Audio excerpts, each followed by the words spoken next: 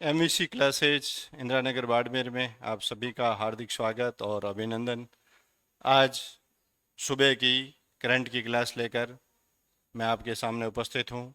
आज यानी 1 जुलाई 2026, 1 जुलाई 2026। और आज के जो सूजस और राजस्थान पत्रिका के जो मुख्य मुख्य समाचार है उसमें से आज सूजस की एक हेडलाइन है कि सवाई माधोपुर में बोल सवाई माधोपुर पहल। ये एक नया नवाचार किया जा रहा है।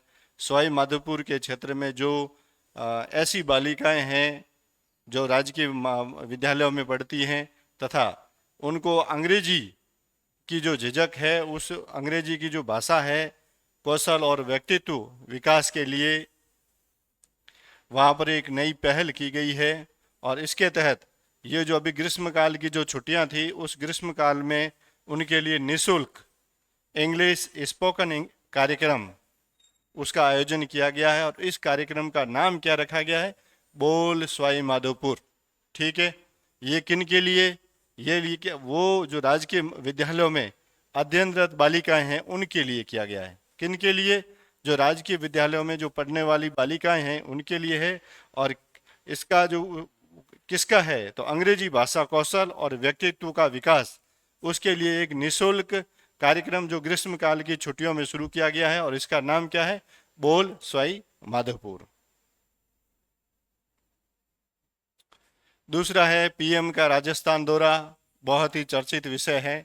लगभग 7-8 दिन से, जब से पुनः उस समय जब पचपदरा में रिफाइनरी का उद्घाटन नहीं हुआ, तब से ये चर्चा में था कि वापस प्रधानमंत्री कब जो है राजस्थान का दौरा करेंगे और रिफाइनरी का उद्घाटन करेंगे। तो 4 जुलाई यानी कि 4 जुलाई के दिन, 4 जुलाई 2026, राजस्थान को है 3 सौगातें मिल रही हैं।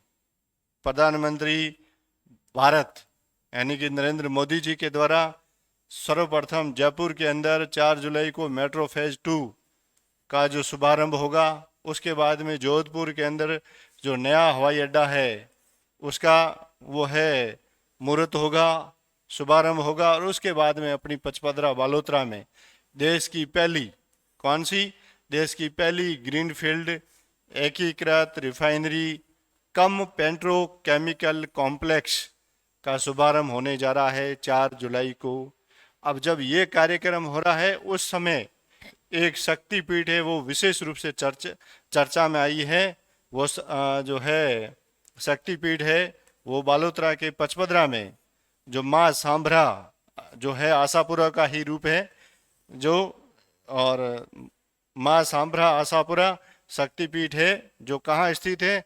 ये पचपदरा में स्थित है। तो ये विशेष रूप से चर्चा में जो है माँ जो है वो रही हैं। तथा 4 जुलाई के दिन 3 उद्घाटन होंगे। सर्वप्रथम जयपुर के अंदर मेट्रो फेज 2 का शुभारंभ होगा। उसके बाद में जोधपुर आएंगे प्रधानमंत्री जी और हवाई अड्डे का उद्घाटन करेंगे। और उसके बाद में पचपदरा बालोतरा में, और यहाँ पर देश की पहली ग्रीनफील्ड एकीकृत रिफाइनरी कम पेट्रोकेमिकल कॉम्प्लेक्स का क्या होगा? शुभारंभ होगा, जिसका पूरे देश को और विशेष रूप से राजस्थान और बालोतरा बाड़मेर को इसका इंतजार था। वो इंतजार समाप्त होने जा रहा है। उसके बाद में लेफ्टिनेंट जनरल मोहित मल्होत्रा जयपुर स्थित कमान का क्या करेंगे? जिम्मा संभालेंगे। देखिए अब इसका करंट से क्या लेना देना, क्योंकि प्रश्न है आर्मी का, और राजस्थान से इसका क्या लिंक? तो मैं बताऊं कि पूरे भारत के अंदर कुल आर्मी की 7 कमान है। 7 में से एक कमान वो है जो उनको ट्रेनिंग देती है, और 6 ऐसी है जो उनको ऑपरेशनल, जितने भी उनके विभिन्न प्रकार के जो ऑपरेशन चलते हैं और उनके लिए उनको तैयार करना वगैरह है। उसमें से 2 कमान, जिसमें से एक का मुख्यालय राजस्थान में, और राजस्थान में कहाँ पर है? वो जयपुर के अंदर है। और उस कमान का नाम क्या है? उसका नाम है दक्षिण पश्चिमी कमान। तो एक तो ये दक्षिणी पश्चिमी कमान, दूसरी है जो दक्षिणी कमान है जिसका मुख्यालय तो है पुणे में, लेकिन उसकी एक विशेष एक पार्ट है जो जो उसका एक हिस्सा है जिसे कहते हैं कोणार्क ये रही कोणार्क कोर है जो अपने जोधपुर में स्थित है। इसलिए ये नाम, इसके साथ में दो नाम है, ये लेफ्टिनेंट जनरल मोहित मल्होत्रा है, तो ये तो आएंगी जयपुर स्थित जो दक्षिणी पश्चिमी कमान है। कौन सी? ये देखो जयपुर स्थित दक्षिणी पश्चिमी आर्मी की कमान है, जिसे जिसे साउथ वेस्टर्न कमांड भी कहते हैं। और इसका मुख्यालय कहाँ है? जयपुर के अंदर। यानी कि भारत की कुल 7 आर्मी की कमान है जो विभिन्न प्रकार के ऑपरेशन, उनको ट्रेनिंग वगैरह देने का काम करते हैं। उसमें से एक कमान है जो सिर्फ ट्रेनिंग देने का काम करती है, 7 है जो विभिन्न प्रकार के ऑपरेशनों के लिए आर्मी को तैयार करती है। उसमें से एक कमान जिसका नाम है दक्षिणी पश्चिमी कमान, और इसका मुख्यालय कहाँ है? जयपुर में।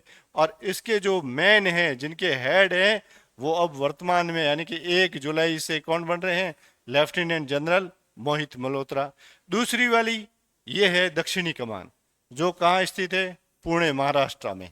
ठीक है, यानी कि 7 में से 2 का लिंक राजस्थान से आ रहा है। अब इसमें से देखिए इसके बारे में कि इसके जो हेड है वो जनरल राजेश है, राजेश पुष्कर है।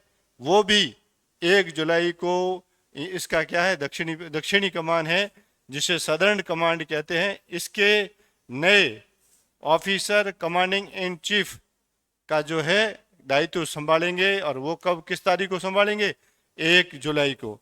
यानी कि लेफ्टिनेंट जनरल मोहित मल्होत्रा और राजेश पुष्कर दोनों 1 जुलाई को इन दोनों नई जो कमान है, इन दोनों कमानों का क्या है? नेतृत्व संभालने जा रहे हैं। यानी कि इनका दूसरी जगह से ट्रांसफर इस कमान में हुआ है। यानी कुल भारत के अंदर 7 कमान है, और जिसमें से एक का मुख्यालय कहाँ है? जयपुर में। और जयपुर में जो कमान है उसका नाम क्या है? दक्षिणी पश्चिमी कमान।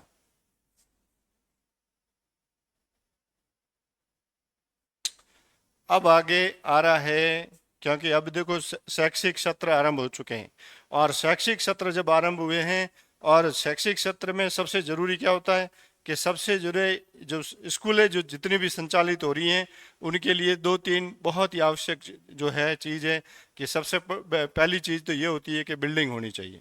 बिल्डिंग के बाद में दूसरा ये होना चाहिए कि उसके अंदर टीचर होने चाहिए, और बिल्डिंग के बाद में बच्चे होंगे तब जाकर वो टीचर काम आएंगे। तो ये 2-3 चीज़ें बहुत ज़रूरी है। और इसके लिए अगर बिल्डिंग वगैरह नहीं बन रहे हैं तो उनके लिए क्या करना पड़ता है? भामाशाह तैयार करने पड़ते हैं। अब इसीलिए ये जो नया जो शिक्षा सत्र आरंभ मतलब 1-1.5 महीना पहले हो चुका था, और 1 जुलाई से वापस इसका शुरुआत हो रही है। तो ये है 30वां, कौन सा? राजस्थान का 30वां राज्य स्तरीय भामाशाह सम्मान समारोह 2026 ये आयोजित किया गया है जयपुर के अंदर।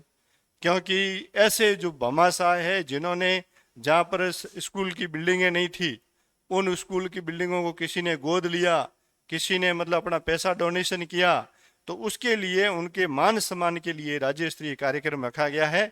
और ये है कौन सा? 30वां राज्य स्तरीय भामाशाह सम्मान समारोह 2026। ठीक है, और इसमें पूरे राजस्थान में कुल कितने? 276 से अधिक भामाशाह जो और प्रेरक और एनआरआई दानदाता है जो भारत से बाहर बैठे हैं, और उन्होंने अपनी जो पैसा है वो अपने शिक्षा के क्षेत्र में, विद्यालय बनाने में या विद्यालय से संबंधित कार्यों में उनको सम्मानित करने के लिए ये आयोजन रखा गया था। और वित्त वर्ष 2025-26 की जब बात करें तो इन भामाशाहों के माध्यम से, इन दानदाताओं के माध्यम से शिक्षा विभाग को कुल 318 करोड़ रुपए का सहयोग प्राप्त हुआ है। कितना? 318 करोड़ रुपए का जो है इन भामाशाहों के माध्यम से शिक्षा विभाग को क्या जो है राज्य जो इनको आय हुई है, जिनसे बिल्डिंगें निर्मित हुई हैं। अब इसके साथ में उस दिन एक और कार्य हुआ है कि भामाशाह प्रशस्ति पुस्तिका, उसका भी विमोचन किया गया है। इसके साथ में राजस्थान में सर्वाधिक, सबसे ज़्यादा जो है डोनेशन देने वाले, उनका नाम आया है, और वो नाम है बीकानेर से, और उनका नाम है पूनम चंद राठी। क्या नाम है? पूनम चंद राठी।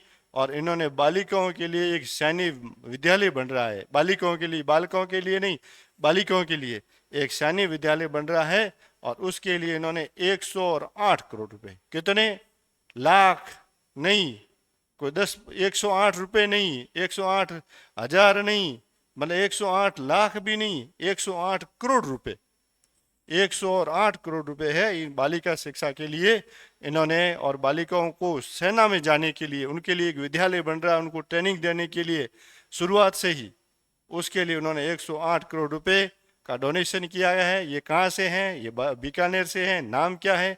पूनम चंद राठी है। और ये जो सम्मान समारोह है उसका नाम क्या है? इसका नाम है भामाशाह सम्मान समारोह। कितने, कौन सा है? 30वां है। और इससे शिक्षा विभाग को कुल वर्ष 2025-26 में कितना जो है सहयोग प्राप्त हुआ है? वो हुआ 318 करोड़ रुपए का। ठीक है, चलते हैं आगे। देखिए, अभी जो विश्व कप, महिला विश्व कप चल रहा है और उसमें भारत का प्रदर्शन अच्छा नहीं रहा, जिस कारण से वो है जो सेमीफाइनल में वो नहीं पहुंची है। लेकिन एक अच्छी बात यह है कि भारतीय महिला क्रिकेट टीम का जो T20 क्रिकेट में जो प्रदर्शन है, उसके आधार पर जो लॉस एंजिलिस 2018 ओलंपिक खेलों के लिए क्या है, भारतीय महिला क्रिकेट टीम का क्या हो गया है? चयन हो गया है। उसमें वो क्वालिफाई क्या कर चुकी है। दूसरा, जब ओलंपिक की बात आ रही है तो ओलंपिक खेलों का जो इतिहास है उसमें क्रिकेट है वो लगभग 128 साल के बाद में पुनः शामिल किया जा रहा है। ठीक है, पहली बात, भारतीय महिला क्रिकेट टीम का लॉस एंजलिस 2028 ओलंपिक खेलों में क्वालिफाई भारत की महिला टीम ने किया है, तथा ओलंपिक खेलों में क्रिकेट है वो 128 साल के बाद में वापस शामिल किया गया है। इससे पहले था लेकिन बाद में इसको बैन कर दिया गया था। अब आ रहा है वन विभाग से संबंधित, और विशेष रूप से राजस्थान में रणथंभौर और सरिस्का, और दोनों किसके लिए चर्चित रहे हैं? वर्तमान में जो बाघों की जो जनगणना हुई है, जितने भी वन में रहने वाले पशु पक्षी हैं उनकी, तो उसके अंदर बाघ है जो सरिस्का के अंदर है, वो बाघ है जो वर्ष 2005 में कहते हैं कि वो एकदम समाप्त हो गए थे। उसके बाद में 2008 में इन बाघों का यहाँ पर क्या है, वापस यहाँ पर लाकर और बाघों को ऐसा एक माहौल प्रदान किया और जिसके माध्यम से यहाँ पर बाघ है वो रह सके। और ऐसे में अब जो 2024 की जो पशुओं की जो जनगणना हुई उसमें कहा जाता है कि रणथंभौर के अंदर कुल 58 बाघ, जो एक भी नहीं था, मतलब एकदम शून्य हो गया था, वो 58 बाघों की संख्या पहुंच गई है। और यहाँ से संबंधित एक बात है, देखिए दो, एक तो रणथंभौर में एक बाघिन है जिसका नाम है मछली, उसके लिए प्रसिद्ध है। उसी प्रकार से ये है सरिस्का, ये किससे संबंधित है? ये है सरिस्का से संबंधित। और सरिस्का में ये जो 28 जून 2008 में इनका क्या वन, इस सरिस्का के वन में इनका सफल पुनर्स्थापन किया गया था। और उसके क्या है, वर्ष 2026 में उसके कितने साल हो रहे हैं? 28 साल शायद पूरे हो रहे हैं। सॉरी, इसका मैं थोड़ा मैं कंफ्यूज हूँ, लेकिन ये 28 जून को ये जो उसकी जो है ये पुनर्स्थापन हुआ था, तब ये यहाँ पर 28 जून के दिन अब सरिस्का डे के रूप में इसको मनाएंगे। कौन सा? सरिस्का डे के रूप में मनाएंगे। तथा ये बाघिन राजमाता, क्या नाम है? बाघिन राजमाता। जिस प्रकार रणथंभौर की है बाघिन मछली, उस पर एक फिल्म भी बनी है, एक डॉक्यूमेंट्री बनी है। अब सरिस्का पर भी जो है केंद्र सरकार ने एक आदेश दिया है जिसके तहत सरिस्का बाघ, सरिस्का के जंगल और यहाँ का जो प्रावणीय माहौल है उस पर एक डॉक्यूमेंट्री फिल्म बनने जा रही है।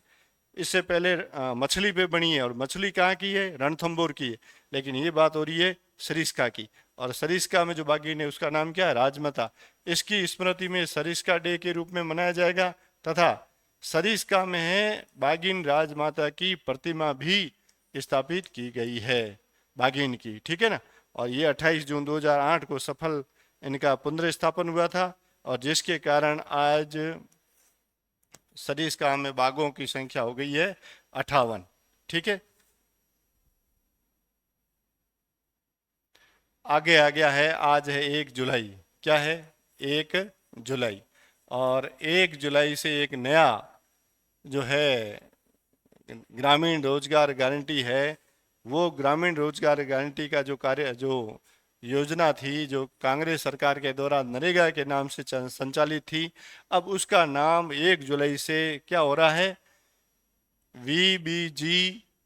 ठीक है ना? VBG-RG राम। ये है विकसित भारत गारंटी फॉर रोजगार एवं आजीविका मिशन। अब इस नाम से ये जानी जाएगी, VBG राम जी। ठीक है, ये हो गया VBG राम जी। ये योजना अब नरेगा का नाम आज 1 जुलाई से इसका नाम क्या हो गया है? VBG राम जी। ठीक है। और अब इस योजना के तहत, यानी कि पहले वाली जो योजना थी कौन सी थी? वो थी नरेगा। नरेगा में तो कितने दिन रोजगार का मतलब सरकार ने जिम्मा उठाया था? वो 100 दिन का। लेकिन इस VBG राम जी में कुल कितने दिन का जो रोजगार का इन्होंने मतलब प्रत्येक व्यक्ति को देने का वादा किया है?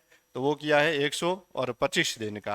तथा इसके लिए राज्य सरकारों और केंद्र सरकारों को, केंद्र शासित प्रदेशों को केंद्र सरकार के द्वारा 95,692.31 करोड़ रुपए उसका है कि अंतरिम राशि भी इनको क्या है? आवंटित कर दी गई है। तो ये योजना कौन सी? ये है VBG राम जी योजना। किस योजना का ये स्थान लेगी? तो नरेगा के लेगी। नरेगा में 100 दिन के रोजगार की, अब इसके अंदर कितने दिन का हो रहा है? 125 दिन का। और इसके लिए केंद्र सरकार ने राज्य और केंद्र शासित प्रदेशों को 95,692.31 करोड़ रुपए का जो है अंतरिम राशि है वो भी आवंटित कर दिया है। आगे चलते हैं। एक और नया नवाचार हो रहा है सिरोही के अंदर, और सिरोही में एनीमिया मुक्त, सिरोही पूरे जिले को एनीमिया मुक्त बनाने के लिए वहां पर एक अभियान शुरू किया जा रहा है, रोशनी अभियान। क्या किया जा रहा है? रोशनी अभियान। किस जिले के अंदर? सिरोही जिले में। इससे पहले अपने सवाई माधोपुर के बोल सवाई माधोपुर, वो अभियान ये था, बालिकाओं जो राजकीय विद्यालय में पढ़ने वाली जो बालिकाएं हैं, उन बालिकाओं को जो है अंग्रेजी और उसके साथ में निःशुल्क व्यक्तित्व विकास के बारे में उन्होंने, जो ग्रीष्मकाल की छुट्टियां थी उसके अंदर कैंप चलाकर एक नया नवाचार किया गया है। जबकि सिरोही के अंदर सिरोही को एनीमिया से मुक्त बनाने के लिए रोशनी अभियान चलाया जा रहा है। और आज की विशेष सुजस ई प्रश्नोत्तरी 131। अब इसके अंदर ये कहा गया है कि मुख्यमंत्री भजनलाल शर्मा ने लोकतंत्र सेनानियों को मिलने वाली मासिक चिकित्सा सहायता, देखिए, एक तो है लोकतंत्र सेनानियों को मासिक पेंशन मिलती है, एक मिल रही है मासिक चिकित्सा सहायता, वो है उसको 4,000 रुपये से बढ़ाकर कितना करने की घोषणा की है। देखिए, इसमें 2 सवाल है। अगर मासिक पेंशन की बात आए, किसकी? मासिक पेंशन है, तो मासिक पेंशन तो है वो 20,000 से बढ़ाकर कर दिया है। 20,000 में 5,000 का इजाफा हुआ है, और ये हो गई 20 से 25,000।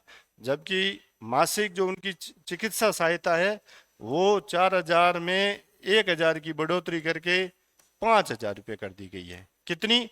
5,000 रुपये। अब आप देख लीजिए, जिसके अंदर 5,000 है वो इसका आंसर है। ठीक है। अब देखिए आगे आई है प्रश्न संख्या 2। PM जनमन योजना का पूरा नाम क्या है? अब देखिए, ये PM जनमन योजना है। पी प्रधानमंत्री, और जनमन यानी जनजाति आदिवासी न्याय महाअभियान, ये इस योजना का नाम है, जो भारत और राजस्थान में रहने वाली ऐसी जो आदिम जनजातियां हैं उनके विकास के लिए, उनको जल्दी से जल्दी उनका डेवलपमेंट हो, इसके लिए भारत सरकार ने ये योजना लाई है। और राजस्थान में विशेष रूप से सहरिया जो इस PM जनमन के अंतर्गत आता है, तथा उनके लिए 9 विभागों की 11 योजनाएं हैं, उनके ऊपर वृहत स्तर पर कार्यक्रम हो रहा है। उस पर बड़े स्तर पर उसकी मुख्यमंत्री स्तर पर मॉनिटरिंग हर माह हो रही है।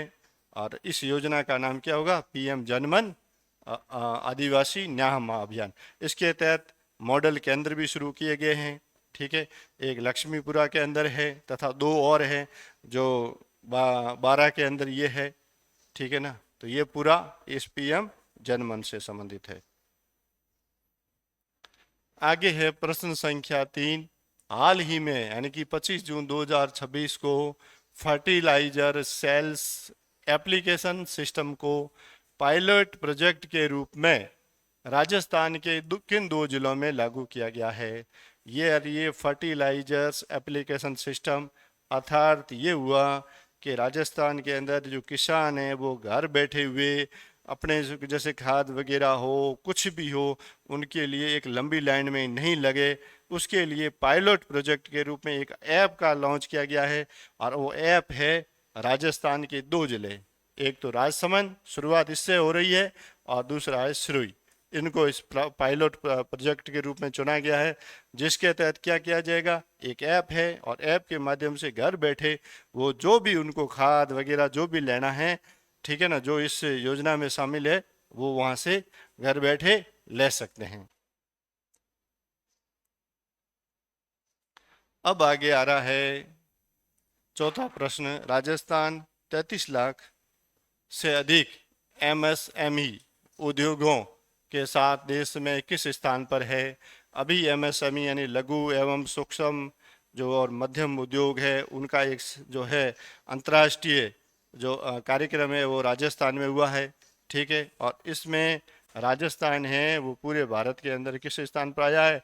चौथे स्थान पर आया है। ठीक है ना। पांचवा प्रश्न है कि पंचगौरव योजना में एक जिला एक उत्पाद के तहत नागौर जिले का उत्पाद कौन सा है?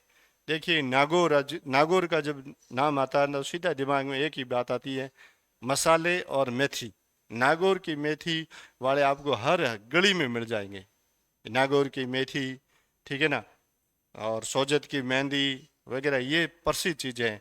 तो इसमें से आप देख लिए, ये जो पान मेथी और मसाला प्रसंस्करण है वो एक उत्पाद के रूप में पंचगौरव योजना में क्या किया गया? इनको शामिल किया गया है। ठीक है, इस प्रकार से आज की ये हमारी जो है करंट की क्लास पूर्ण होती है।